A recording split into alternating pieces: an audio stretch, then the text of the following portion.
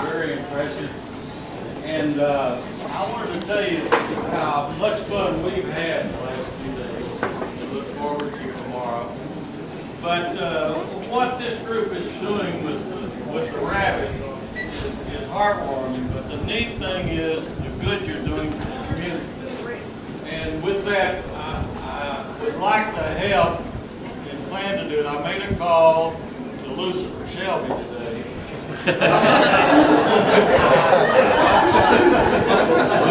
Also Scott Black, who in my opinion is probably the finest PR man in this part of the country. So we plan to do some things behind the scenes to help so you can continue this good work. I want to thank you again.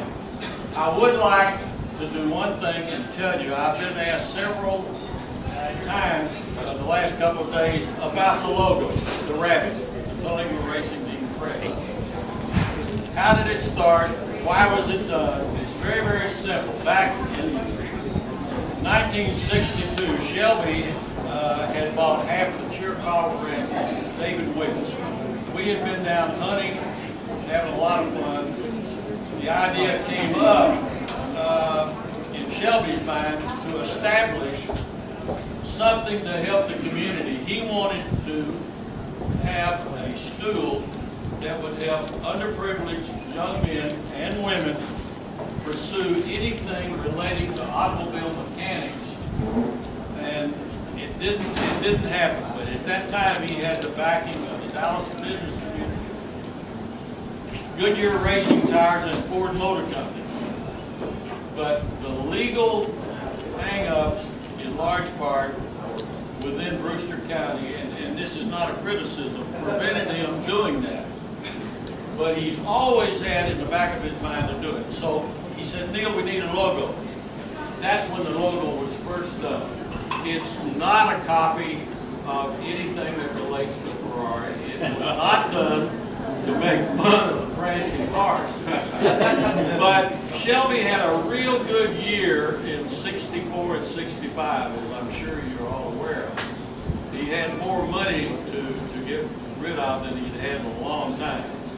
And they went Trans Am racing, so the crest was further developed. There was writing across the top that said Terlingua Racing Team.